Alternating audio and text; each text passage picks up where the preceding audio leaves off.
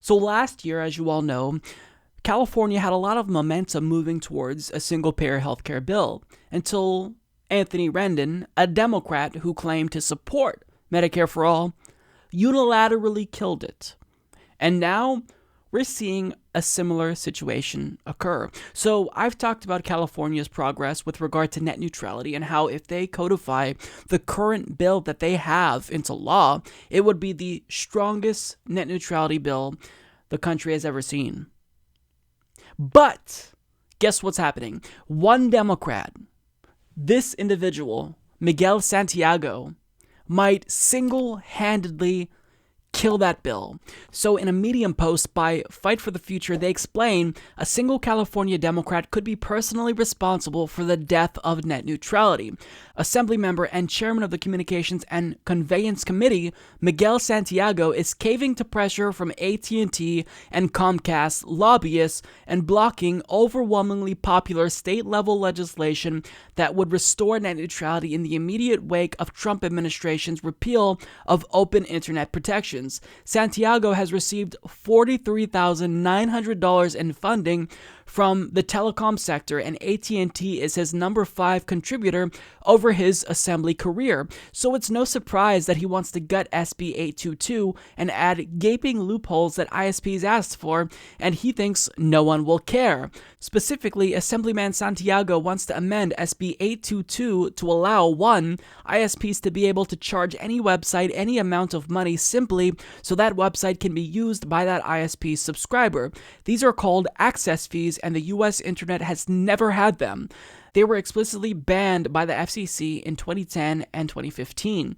2. Allow ISPs to throttle online services and websites at the point where data enters their networks. ISPs did this in 2013 to 2015, slowing down business services, online games, and video for tens of millions of Americans until the FCC order in 2015 put a stop to it. 3. Allow AT&T and Time Warner and Comcast and NBC Universal to use their pipes to make their content win by making all other online content count against your data caps, but not their own. That kind of zero rating scheme hurts everyone and gives them even more incentive to keep your data caps artificially low. So essentially, he wants to strip away that provision against zero rating from this bill that makes California's legislation so special, that makes it the strongest in the nation. And furthermore, he wants to allow loopholes in this bill that would make the entire bill itself basically null and void. The whole point of net neutrality is to stop internet service providers from blocking, from throttling, and he's trying to allow them to do that in a bill that's supposed to save net neutrality. Unbelievable. Now, by the time you see this segment, it could be the case that maybe he had a change of heart. I don't know how this is going to play out, but certainly, I don't have to remind you that this isn't the first attempt by a Democratic lawmaker in California to water down their net neutrality law, because lobbyists for AT&T, Verizon, and Comcast, they are working overtime to defeat state legislative attempts to protect net neutrality. Because a lot of states aren't listening to the FCC's preemption rule that blocks states from passing their own net neutrality. They're doing it anyway, and now lobbyists are trying to stop them. So, if you want to make a difference, we need to take action immediately to stop Miguel from listening to his donors. His Capitol Office phone number is 916-319-2053. I'm not in California, but I will call because it's so wrong. This phone mail system. If you would like to leave a message for someone, dial their extension and then push pound. Or enter the last name followed by first name until recognized.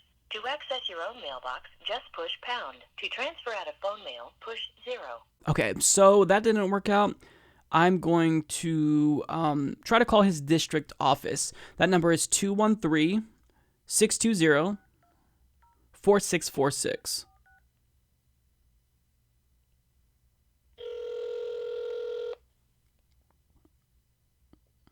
Thank you for calling the office of Assemblymember Miguel Santiago. For English, please hold. Para español, por favor, oprima el 8. You have reached our office outside of normal business hours. Our normal business hours are Monday through Friday from 9 a.m. to 5 p.m. To leave a voicemail in our general mailbox, please press 0. To reach our staff directory, please press star. That mailbox is full. Thank you for Of calling course. the office of Assemblymember Miguel Santiago. For English, please hold. Para español, por favor, oprima el 8. You have reached Yep. So his mailbox is full. And according to Fight for the Future, it seems like he's refusing to answer his phone, and we can tweet to him. His Twitter handle is at SantiagoAD53. That's at Santiago SantiagoAD53. And tweet to him and do what you can, because he knows what he's doing is incredibly unpopular because he's a shill. He's literally shilling. I mean, this is the definition of a sellout and a corporate shill. He took money from these companies, and they're now telling him to water down this law, and he's doing their bidding. So this is the definition of a shill. So keep trying, tweet at him. He knows this is unpopular, so I probably can guess that he's going to do what he can to avoid our calls and avoid our tweets, not look at Twitter. But we've got to find a way to reach out to him, because this is absolutely indefensible. What he's doing is morally reprehensible, and he's betraying his own constituents. Do you think that the liberal voters in California, in his district, don't want net neutrality? Even most Republicans support net neutrality. So by doing this, he's just being a corporate shill. It doesn't get any more corrupt than this. So shame on you, Miguel Santiago. If you're seeing this video, keep trying. I hope he's going to do the right thing. California has been successful at thwarting off attempts to water down this bill before, because I think that the author of this legislation, Scott Wiener, has done a fantastic job at really rallying support for it. But at the end of the day, these are powerful corporate forces that we're dealing with, and they have a lot of puppets in state legislatures across the country.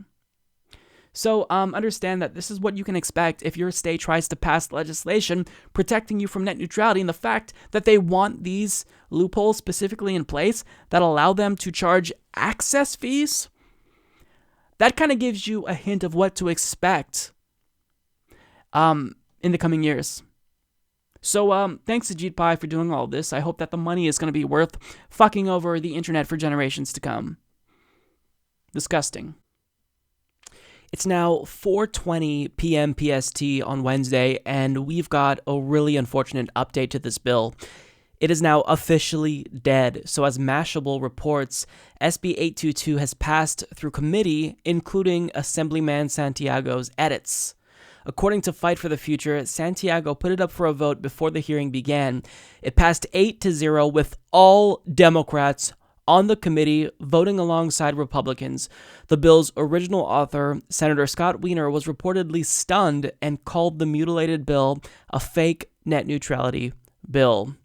Now, an update to that story is that they got a response from Santiago's office. So when asked about whether campaign donations in any way influenced Assemblymember Santiago's legislative actions, his office issued the following statement. This is the legislative process at work. Any suggestions of actions taken today somehow being otherwise motivated are irresponsible at best and insulting beyond that. Wow. Well, you know what? You should be insulted. You're a fucking shill, Miguel Santiago.